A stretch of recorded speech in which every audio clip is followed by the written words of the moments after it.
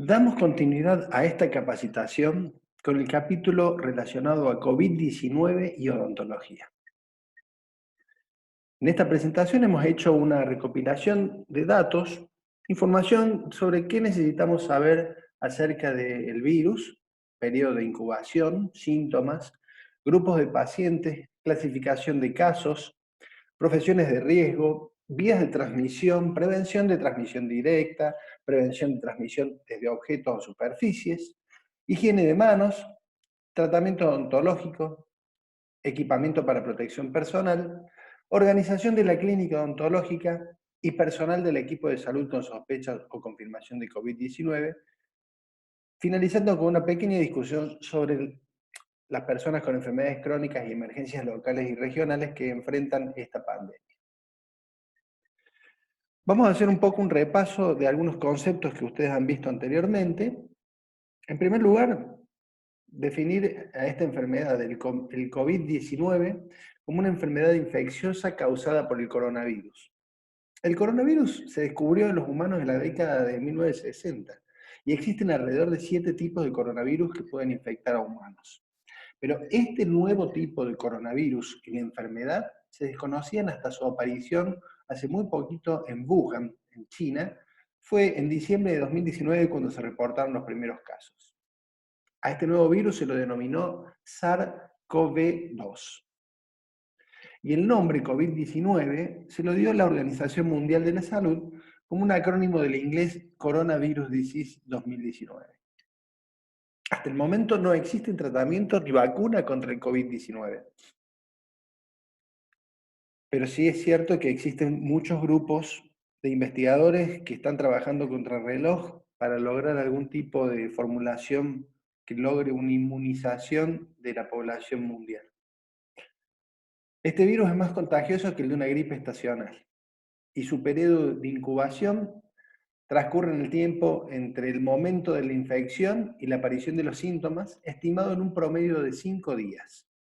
El rango entre 3 a 7 días y los 14 días, que es el máximo, es lo que puede ser como todo un rango máximo del periodo de incubación. Por eso es que los 14 días de aislamiento social, o lo que le llamamos la cuarentena, es para justamente abarcar ese rango máximo del periodo de incubación del COVID-19. Los síntomas más frecuentes, más comunes de COVID-19 son fiebre y tos seca. Lo sigue fatiga y dificultad para respirar. Algunas personas pueden presentar dolor de cabeza, dolor muscular, congestión nasal, moquillo nasal, dolor de garganta, confusión, vómitos o diarrea. Estos síntomas comienzan gradualmente y dependiendo de la severidad del caso, una radiografía de tórax puede evidenciar una neumonía bilateral. Las personas infectadas asintomáticas o con síntomas leves pueden contagiar la enfermedad. Alrededor de un 15%, es decir, una de cada 6 personas infectadas, puede desarrollar síntomas severos, en particular la depresión respiratoria. De ese porcentaje, aproximadamente también el 5% necesitaría cuidados intensivos. Y de ese 5%, la tasa de mortalidad varía entre el 40 al 70%.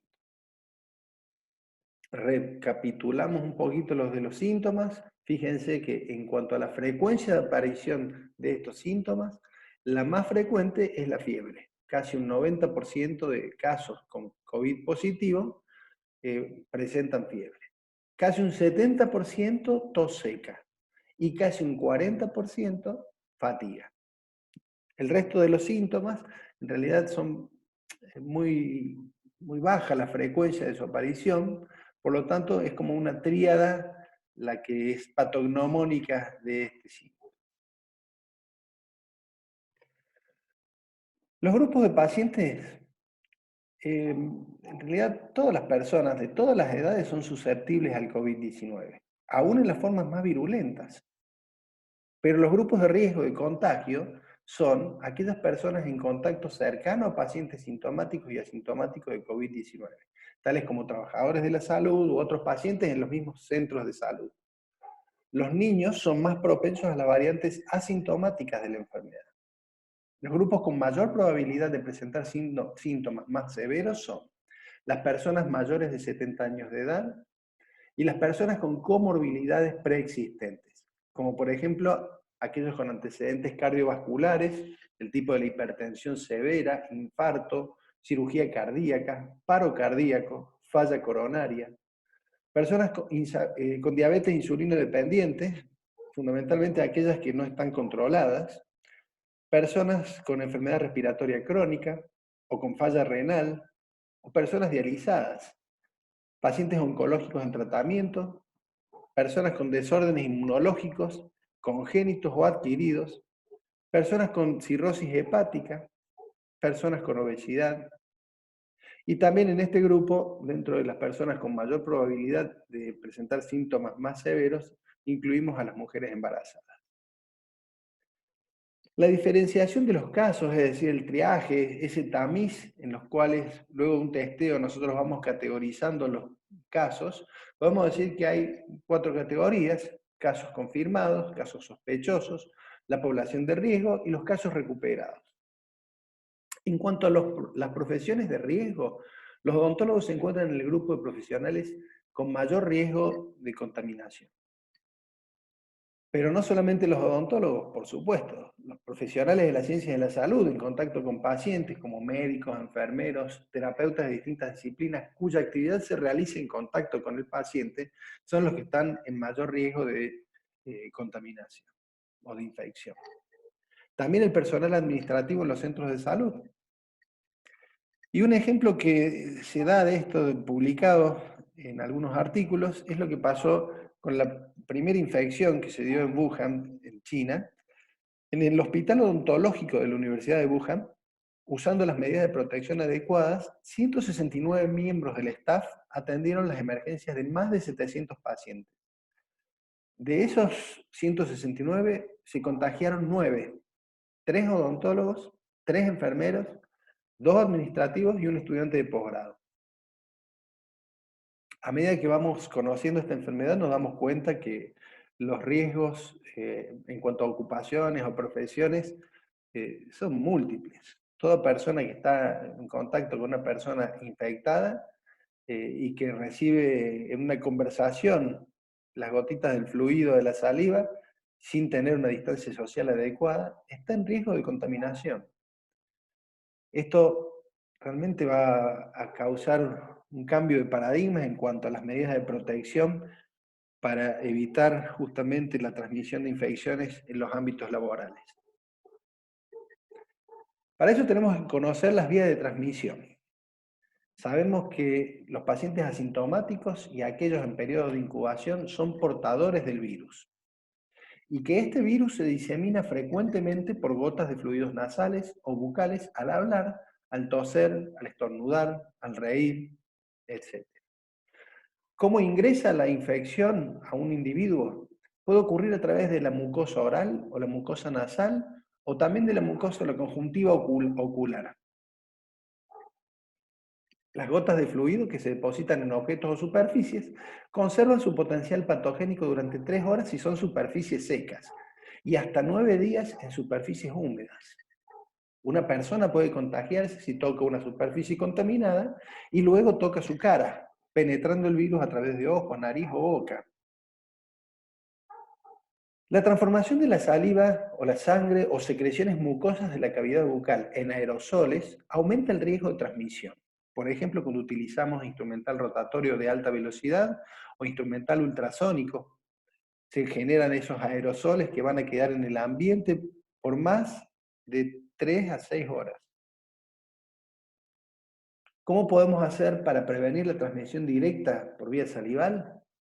Fundamental mantener la distancia de al menos 1 metro y preferiblemente hasta 2 metros entre las personas para no contaminarse justamente al toser, estornudar, hablar o reír. Al toser, cubrir la boca con un papel o tela descartable o con el pliegue del codo. Luego descartar el papel o la tela en un recipiente cerrado. Los pacientes y sus acompañantes deben usar máscaras de protección. Veremos cómo va evolucionando para poder decir que se pueden exceptuar aquellos pacientes recuperados con test negativo por segunda vez. En este gráfico vemos cómo al toser o estornudar se produce una exhalación de fluidos y esas gotitas que transportan el virus van cayendo a las superficies y como es un virus, una partícula con alto peso molecular, la caída se produce en una distancia no superior a los 2 metros. Por eso es que hablamos de esa distancia social. El recurso del distanciamiento social y el uso de máscaras o barbijos para impedir justamente la transmisión de los fluidos orales son un recurso que se está utilizando con bastante éxito para aplanar la curva. Esto de aplanar la curva es un efecto mitigador de intervenciones que disminuyen justamente la tasa de reproducción inicial de la contaminación del virus. Si uno logra disminuir esa curva, como lo han visto en medios de comunicación o en campañas de promoción, lo que permite esto, tal vez se dilate el periodo de la epidemia, pero le permite a los centros de salud poder asimilar el impacto de los casos más severos y dar respuestas efectivas con la mayor cantidad de recursos posibles para las personas que lo necesitan. Esto era en cuanto a la transmisión directa, es decir, por vía salival, pero el virus también puede depositarse en objetos o superficies, y estas superficies pueden desinfectarse con soluciones como por ejemplo etanol en una dispersión de 62 al 71%, o con peróxido de hidrógeno al 0,5%, o también con hipoclorito de sodio al 0,1% en contacto con la superficie durante 1 minuto. Es muy sencillo de preparar el hipoclorito de sodio al 0,1% utilizando lavandina del hogar. Mezclamos 100 mililitros de lavandina con 2,4 litros de agua y obtenemos un total de 2,5 litros de una solución estable por 24 horas. Los aerosoles generados en tratamientos de la cavidad bucal contaminan el consultorio, por lo que se deberá descontaminar cuidadosamente ventilando el ambiente entre pacientes. Estos aerosoles, cuando decantan, se depositan en el sillón, superficie, piso, mesas de trabajo, las cuales deberán descontaminarse una vez terminado el trabajo. Se sugiere espaciar la atención entre pacientes porque hay que esperar 30 minutos a que los aerosoles se asienten y después se pueda proceder a la desinfección de las superficies. Este vínculo que ven en la pantalla es un sitio en el que ustedes pueden ver un video muy interesante acerca de la importancia de ventilar los ambientes. Desde un principio se ha recomendado la higiene de manos como la medida más sensible y crítica para reducir el riesgo de transmisión de microorganismos entre personas. Con agua y jabón es suficientemente efectivo para destruir la membrana del virus, aunque no se remueva totalmente la contaminación bacteriana. Por eso se puede suplementar con uso de desinfectantes de mano a base de alcohol que destruyen con eficacia el virus e impiden la contaminación. Yendo más específicamente a la organización de la clínica odontológica y de la atención de pacientes, vamos a decir que si fuese absolutamente necesario tratar a algún paciente con sospecha o confirmación de COVID-19, se deberá planificar la atención al final de la jornada, es decir, los últimos turnos, permitiendo una desinfección profunda del ámbito de trabajo y la ventilación suficiente del consultorio y de la clínica en general al terminar el trabajo. Los pacientes con sospecha o confirmación de COVID-19 deberán ingresar a una sala de espera separada del resto de la clínica, donde recibirán máscaras y equipo de protección personal. También se deberán proveer instalaciones sanitarias diferenciales para estos pacientes.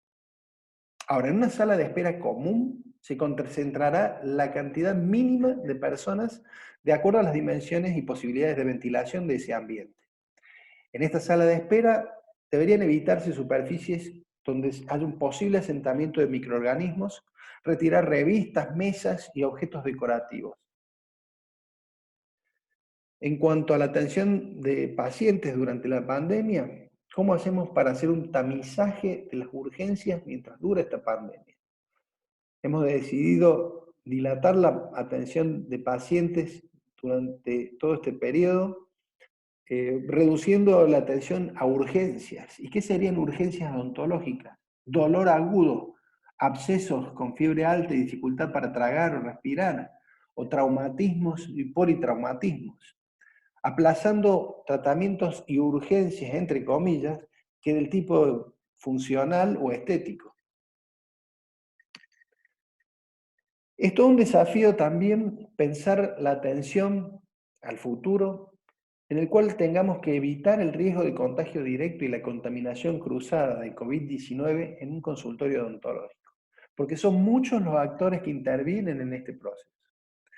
El odontólogo no está solo. En ese consultorio o en esa clínica normalmente hay personal administrativo, secretarios, recepcionistas. El odontólogo puede trabajar también con un asistente. El paciente. El paciente no siempre viene solo, a veces necesita de un acompañante. También recibimos proveedores en el consultorio que nos traen los insumos que necesitamos para trabajar. O el técnico dental, que a veces viene él, o a veces manda un cadete, y con el cual intercambiamos una serie de elementos que en algún momento sobre esos objetos o superficies se pudieron haber depositado gotas que llevaban una carga viral.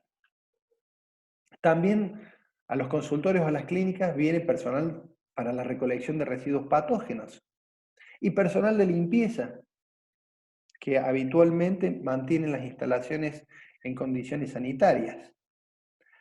Toda esta cantidad de actores van a interactuar justamente en este ámbito de práctica profesional. COVID Lab Córdoba ha producido una gacetilla, una infografía muy buena, muy interesante, que les recomiendo la consigan. Aquí tienen el vínculo. En este vínculo ustedes pueden acceder a herramientas para la prevención. Es un folleto de difusión del protocolo de asepsia y seguridad biológica para consultorios de odontología, teniendo en cuenta cada uno de esos actores que recién mencioné. Empezamos por la secretaria, que es quien está en la recepción de los pacientes. ¿Qué debe hacer? Una limpieza constante del área de trabajo, escritorio, teclado, teléfono. Si fuese posible que exista una mampara que separe la recepción de los pacientes, de modo que todo lo que sea la transmisión de fluidos a través de hablar con los pacientes o la misma conversación, quede una barrera física para el paso de estos fluidos. Deberá lavarse las manos con frecuencia, con agua y jabón. También puede usar los desinfectantes como el alcohol en gel.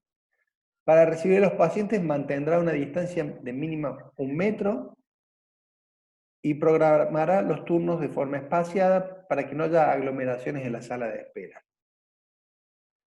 Cuando recibe los turnos, para la correcta descontaminación se puede utilizar hipoclorito al 0,5% o alcohol al 70%. Cuando viene un paciente, deberíamos registrar la temperatura previa a la atención. De igual modo con el personal de la clínica, en forma rutinaria. La secretaria puede realizar un cuestionario previo a la visita del paciente, incluyendo preguntas tales como si tiene o ha tenido fiebre en los últimos 14 días, si ha tenido problemas respiratorios en los últimos 14 días, si estuvo en contacto con personas infectadas con coronavirus en los últimos 14 días, o tal vez algo más directo, como si ha sido diagnosticado o sospechado o recuperado de una infección por coronavirus. Los pacientes responderán ese cuestionario, lo van a responder en lo posible antes de ir a la consulta, y si no hemos tenido la posibilidad de realizar antes el cuestionario, sería ideal tenerlo impreso como una declaración jurada que el paciente complete una vez que está en la sala de espera. El equipo de protección personal para los pacientes son cubrebotas o cubre calzado, apenas cruza la puerta de calle, inmediatamente un lavado de manos o alcohol en gel al llegar, y en el consultorio se le colocará luego para su atención una bata o campo grande. Si concurre con un acompañante, lo ideal es que no sea más de una persona, y también al acompañante se le colocará el equipo de protección personal para poder estar en el consultorio si es necesario durante la atención del paciente. El tratamiento de cualquier persona sospechada con COVID-19 requerirá de la utilización de guantes, gafas de protección, pantalla facial, máscara o barbijo, ambos de cirugía, camisolín descartable, cofia o gorro y cobertura para el calzado. Todos los pacientes son considerados potenciales transmisores de la enfermedad. Entonces, con este criterio de universalidad, vamos a recibir a todos los pacientes pensando que cualquiera puede ser transmisor, portador de la infección. En la foto ven algunas máscaras de distinta procedencia que son recomendadas para tratamientos de rutina.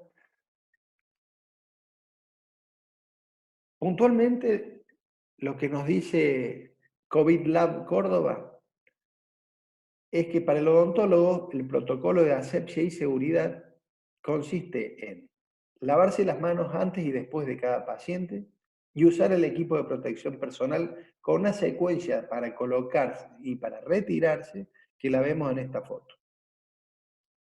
Para colocarse el equipo de protección personal, primero lavarse las manos, comenzar por el cubrebotas descartable, luego la bata o camisolín, luego el barbijo o máscara, luego la cofia y finalmente la pantalla para protección ocular y los guantes. La secuencia para retirarse el equipo de protección personal, comenzar por la bata descartable o el camisolín y los guantes, lavarse las manos después de sacarse los guantes, retirar la pantalla o protección ocular, la cofia, lavarse las manos, barbijo y lavarse las manos de vuelta. Si trabajamos con un asistente, más o menos son los mismos requerimientos que para el profesional, el odontólogo. Las tareas adicionales que puede llevar a cabo el asistente, si no la hará el odontólogo, si trabaja sin asistente, pero si es con asistente, el asistente puede quedarse, después que sale el paciente, descontaminando las superficies, como la mesa de trabajo, sillón, platina, lámpara, picaportes, utilizando una solución de hipoclorito de sodio al 0,5% o alcohol al 70%. También pueden ocuparse de preparar al paciente para ingresar al consultorio, colocándole la bata descartable o el campo grande, y también puede colaborar recibiendo y descontaminando correctamente insumos con una solución de hipoclorito al 0,5 o alcohol al 70%. El personal de limpieza será quien se ocupe de limpiar todas las superficies, pero deberá utilizar el equipo de protección personal que consiste en la bata, cubrebotas, antiparras, barbijos y guantes. Deberá higienizarse frecuentemente las manos y también será encargado de reposicionar o reponer desinfectantes como tipo el alcohol en gel. Quienes concurren a la recolección de residuos patógenos deberán coordinar un horario con el consultorio, o el consultorio deberá coordinar un horario con la empresa recolectora de acuerdo a las normas locales. El ingreso y la salida de materiales e insumos de proveedores será a través de un recipiente destinado para tal fin, que también será descontaminado para su ingreso. Lo mismo pasa con el técnico dental. Primero, el odontólogo deberá tener algunas consideraciones para enviar impresiones modelo. Deberá desinfectar las impresiones, modelos y prótesis, enviándolas en bolsas descartables y rotuladas, aclarando con un rótulo si fue o no descontaminada. La recepción de trabajo por parte del laboratorio tendrá que determinar una zona para tal fin con guantes y proceder a retirar el embalaje.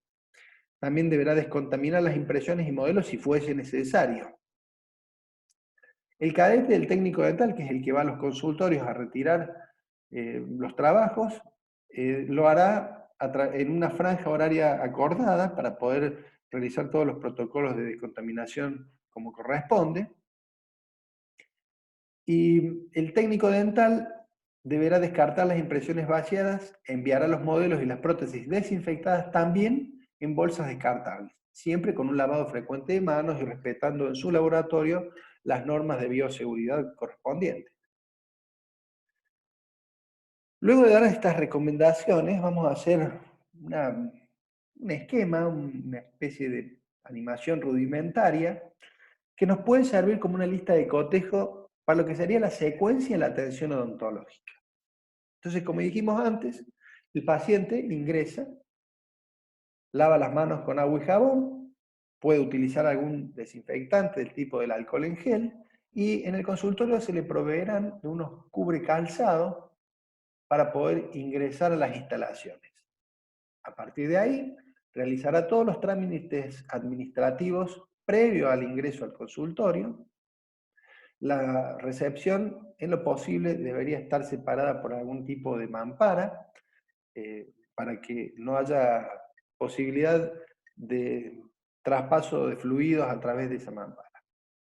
El paciente, luego de los trámites administrativos, puede volver a colocarse alcohol en gel o algún desinfectante y aguardará ser atendido o aguardará que se lo llame para ingresar al consultorio. Una vez que ingresa al consultorio, antes de ingresar al consultorio, va a permanecer en un área de transición en la cual luego será vestido con todo el equipo de protección personal. Vamos a poner un poco en pausa la parte de a la atención del paciente para algunas consideraciones de otros pacientes que pudieran acceder a la consulta. Todos los pacientes que accedan a las instalaciones de esa clínica deberán realizar el mismo procedimiento. Ingresar inmediatamente lavado de manos o colocación de un desinfectante, la colocación de los cubrecalzados, los trámites administrativos, luego la recepción, y podrán aguardar en sala de espera con las consideraciones que ya hemos dicho para una sala de espera. Muchas veces los pacientes necesitan llevar a algún acompañante. También se aplican al acompañante todas las normas de protección y sí recomendamos que en la sala de espera no se acumulen más personas que no permitan ese distanciamiento social. Por el mismo motivo, cuando vienen en grupos a la consulta, recomendamos que no sea más de la persona que va a atenderse y un acompañante como máximo. Estas visitas de grandes grupos familiares son recomendadas o desalentadas, mejor dicho, para que no se aglomere una cantidad de personas en ambientes reducidos, incrementando el riesgo de contaminación y de circulación viral en esos ambientes reducidos. También puede darse la situación que lleguen a la consulta personas con algunas necesidades especiales o como por ejemplo con asistencia para la locomoción como una silla de ruedas. En ese caso, apenas atraviesa la puerta de las instalaciones de ese centro de salud, se deberán cubrir en lo posible las ruedas de esa silla y proveer de los elementos de descontaminación y de protección como los cubrecalzados. Luego de realizar entonces todos los trámites administrativos, el paciente aguardará ser llamado y en este caso, antes de ingresar al área de transición, deberá dejar la silla de ruedas siendo asistido para poder recibir la atención en el sillón odontológico. Cuando ya tenemos listo al paciente en el área de transición, tanto paciente como odontólogo se vestirán con el equipamiento de protección personal, la bata, camisolín, cofia y el cubrecalzado si falta, y de esta manera se podrá ingresar al consultorio. Cuando se ingresa al área limpia, que sería el consultorio, tanto el paciente como el odontólogo se volverán a lavar las manos o descontaminar con algún desinfectante, y ya el paciente está en condiciones de aguardar en el sillón para ser atendido. El odontólogo completará su vestimenta con todo lo que es el equipo de protección personal añadiendo la secuencia que vimos anteriormente,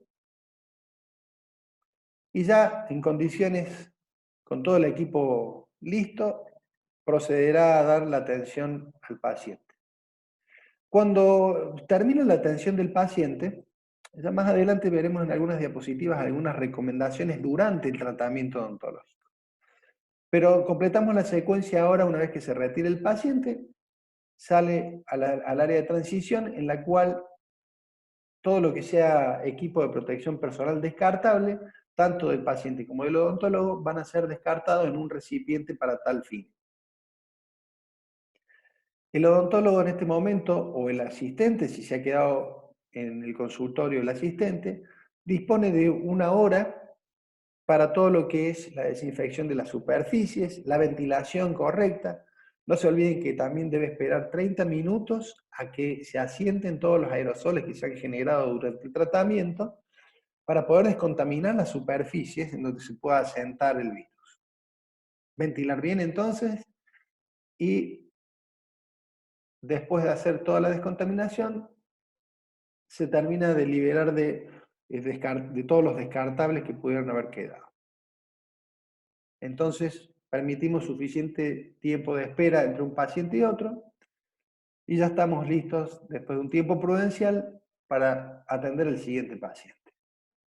Cuando sea posible, el tratamiento de una persona con diagnóstico de COVID-19 será diferido al menos por un mes. Sabemos cuáles eran las posibles urgencias y ahí realizaremos nosotros nuestro tamiz, nuestro triaje de cuáles son las situaciones que requieren una atención inmediata. A los pacientes que concurren en la clínica se les dará un contacto indicándoles que deberán notificar si ellos o sus acompañantes son sospechados o confirmados de una infección por COVID-19 dentro de las 2 semanas posteriores a la visita odontológica.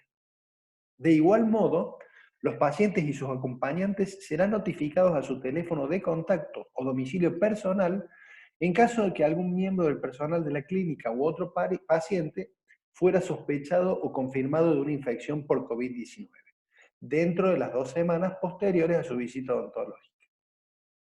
En cuanto al tratamiento específico, antes de realizar un procedimiento, el paciente deberá realizar un enjuague bucal con una solución de peróxido de hidrógeno al 1% y iodopovidona al 0,2%.